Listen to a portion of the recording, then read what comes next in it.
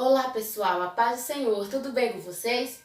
Antes de mais nada, eu já quero te agradecer por ter continuado fiel a esse canal, mesmo depois de nós termos passado alguns dias sem poder gravar. A minha casa estava em reforma e a gente não estava conseguindo gravar devido ao barulho, devido à correria, mas aprove ao Senhor que hoje nós estivéssemos aqui para junto adorarmos a Deus na beleza da sua santidade, porque o nosso Deus merece toda a honra e toda a glória. Nós queremos dar continuidade da onde paramos com a nossa revista, com a nossa lição de juniores. Ainda continuamos trabalhando com juniores. Acredito que muitas tias já estão bem avançadas, se eu não me engano. A lição já está na lição de número 6 ou 7. Mas nós queremos dar continuidade de onde paramos. Queremos postar vídeos no decorrer da semana para que a gente possa alcançar. Amém?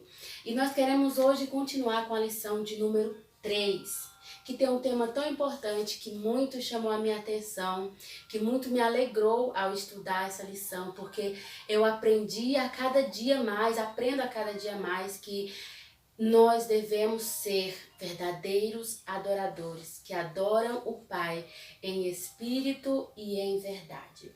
E a nossa lição de número 3, tem um tema muito lindo que eu quero compartilhar com você que nos assiste agora. Eu já queria pedir para você se inscrever nesse canal, se você ainda não é inscrito, para você deixar o seu like, para você compartilhar, para você nos ajudar a divulgar esse canal, para que crianças venham ser abençoadas. Esse é o nosso tema da nossa lição de hoje, que diz: um lugar de adoração a Deus. Um lugar de adoração a Deus. Continuamos ainda com o nosso tema da revista, que é Igreja Casa de Deus. E hoje nós vamos aprender que todo lugar onde nós estivermos se constitui um lugar de adoração. Não importa se a tua casa é luxuosa, é simples, é humilde, não importa se você mora na cidade ou no campo, onde você estiver, deve ser um lugar de adoração a Deus. E eu quero começar contando hoje a história de alguém muito especial, que eu amo as cartas desse homem, os ensinamentos que ele, inspirado por Jesus, nos deixou, que é o apóstolo Paulo. A Bíblia nos conta, crianças, que determinada feita, certa vez, o Senhor Paulo e Silas estavam numa cidade. E naquela cidade tinha uma jovem, e a Bíblia nos diz que essa jovem, ela era aprisionada por espírito de adivinhação. E ela dava muito lucro aos seus senhores com aquele espírito de adivinhação. Porque muitos vinham até ela para que ela adivinhasse coisas e eles ficavam maravilhados e pagavam muito dinheiro. Sendo assim, os seus senhores estavam ricos. Segundo a história nos conta, eram 13 senhores que essa pobre moça tinha. Pobre por quê? Porque ela não conhecia o dono da vida, que era Jesus. E a Bíblia diz que Paulo e Silas, eles chegaram naquela cidade. Ao chegar naquela cidade, aquela jovem que via eles e aquele espírito maligno que estava nela, que conhecia muito bem a vida de Paulo e Silas, gritava a todo momento: aí são homens de Deus, esses são servos do Altíssimo. E Paulo e Silas começaram a se irritar com aquilo, porque eles sabiam que tudo aquilo que aquela jovem dizia era de procedência do mal. E a Bíblia diz o quê? Que Paulo e Silas foram até aquela jovem e eles, pelo poder de Deus que havia na vida deles, eles oraram, expulsaram aquele demônio e aquela jovem foi liberta. Porém, aqueles homens maus, os senhores daquela jovem, os patrões dela, sabe, eles ficaram muito irritados, porque agora que ela não podia mais adivinhar, como que eles iam conseguir dinheiro? Como que pessoas iam vir de longe para que suas vidas fossem adivinhadas, que o seu futuro fosse adivinhado? Então, aqueles senhores ficaram muito bravos, muito irados com Paulo e Silas. Sabe o que eles fizeram, crianças? Eles mandaram açoitar e prenderam a Paulo e Silas. E eles dois foram para aquela prisão. uma prisão muito forte, de muita sujeira, de muita coisa ruim. Muitos presos estavam ali e eles estavam acorrentados nos seus pés, nas suas mãos, e eles ficaram naquela situação, presos. Muitas vezes a gente se encontra preso por algumas situações que querem nos destruir, que querem nos aprisionar. E a gente esquece de adorar a Deus até mesmo nesses momentos difíceis. Mas Paulo e Silas, eles eram cheios do Espírito Santo e eles sabiam que aonde quer que eles estivessem, ou na prisão, ou no lugar aberto, eles tinham que adorar a Deus, porque aquilo trazia prazer na sua alma. Eles se sentiam felizes, porque eles sabiam que no momento que eles adoravam, o Senhor agia em favor deles. Amém? Muitas vezes, criança, a gente não está vendo a agir de Deus a olho nu, a gente não consegue enxergar. Mas se a gente parar e meditar um pouco, o Senhor tem vencido grandes batalhas pelas nossas vidas. E a Bíblia nos diz que aqueles homens, durante a meia-noite, ali pertinho da meia-noite, eles começaram a cantar a Deus, começaram a louvar o nome do Senhor. Quem sabe o Paulo falou para o Silas, quem sabe? Silas, é que nós estamos aqui, vamos fazer o nosso culto aqui mesmo hoje? Porque talvez a gente não vá sair daqui agora, durante essa noite, então nós vamos louvar a Deus e vamos fazer o nosso culto aqui hoje. Então, onde eles estavam era lugar de cultuar a Deus, se fazia um lugar de adoração. E você, criança, como tem adorado a Deus? Você tem adorado a Deus na tua casa, onde quer que você esteja? Você tem adorado a Deus diante desse momento tão difícil, o qual nosso país e o mundo está passando? Pois bem, o Senhor nos ensina nessa lição que nós devemos adorá-lo em todos os momentos. E a Bíblia diz que Paulo e Silas, eles estavam presos numa cadeia, sabe, muito forte, que eles não tinham como sair. Então eles resolveram adorar a Deus. E perto da meia-noite, enquanto eles louvavam a Deus, a Bíblia diz que um grande terremoto aconteceu. E a Bíblia diz que as cadeias, elas foram quebradas das suas mãos, dos seus pés, e aquela prisão, ela se abriu. Aquela prisão, ela se abriu, ela quebrou inteira e ela se abriu. Lá dentro estava Paulo e Silas. Paulo e Silas estavam lá dentro presos e tinham muitos outros presos ali.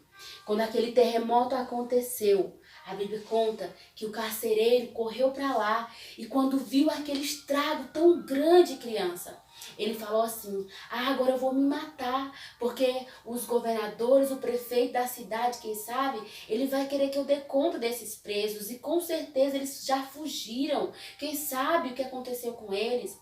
E o carcereiro ficou muito angustiado, muito preocupado, ele se desesperou. Sabia que muitas vezes a gente também quer se desesperar, mas muitas vezes algo de difícil que acontece na nossa vida é para que nós tenhamos mais fé, para que nós creiamos mais no nosso Deus, para que nós cresçamos mais em comunhão com o nosso Deus, para que Deus opere uma grande salvação na nossa vida ou também através da nossa vida, como aconteceu com Paulo e Silas. Deus usou aquele momento difícil para fazer o quê? Para que a palavra de Deus chegasse até o carcereiro e ele e a sua família fossem salvos. Então o carcereiro chegou e ficou preocupado e a Bíblia conta que ele tirou a sua espada e já ia se matar. Então Paulo gritou, ei, não faça isso, nós estamos todos aqui, ninguém fugiu. Não se preocupe, estamos todos aqui. Ninguém fugiu.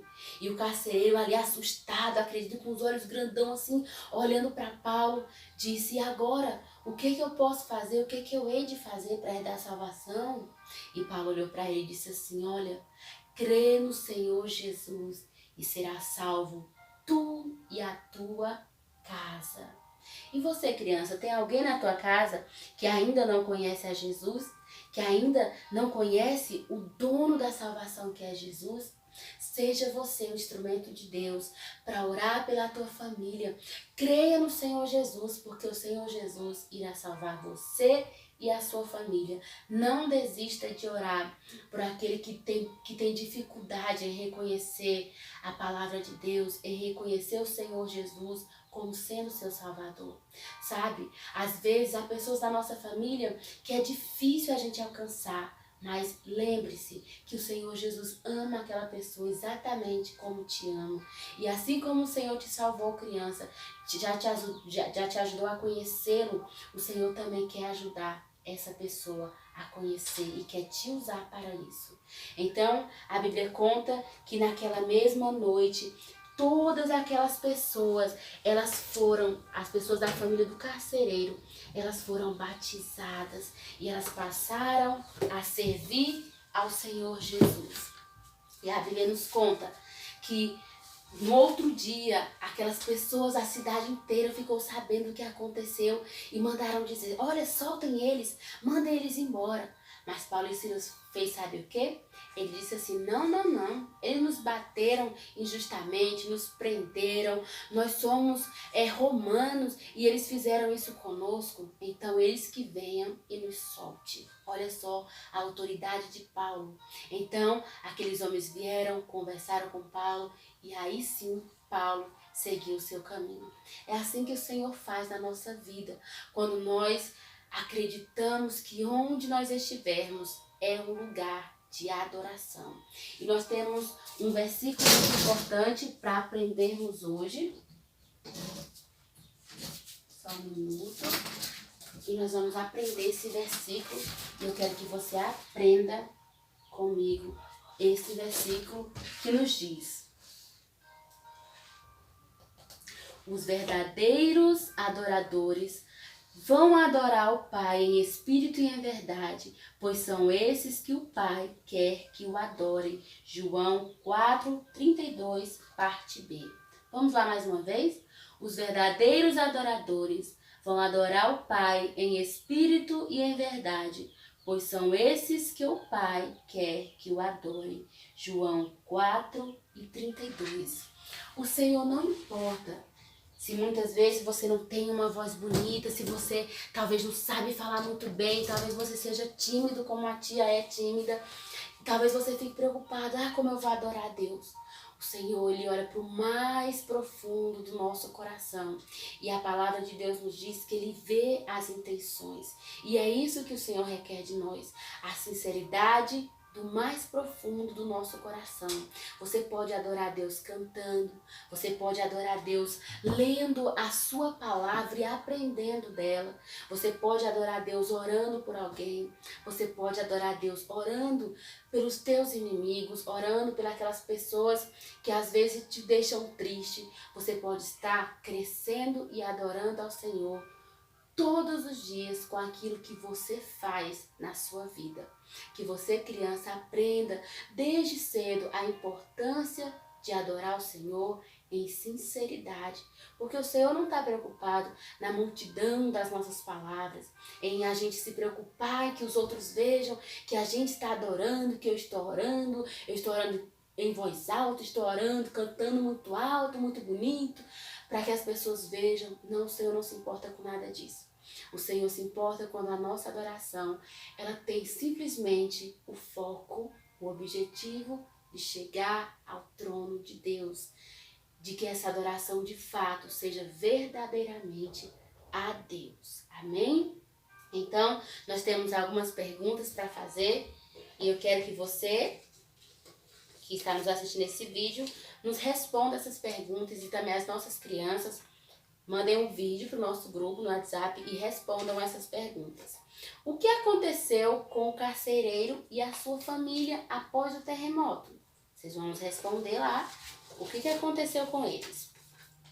Qual foi o nosso versículo de memorização?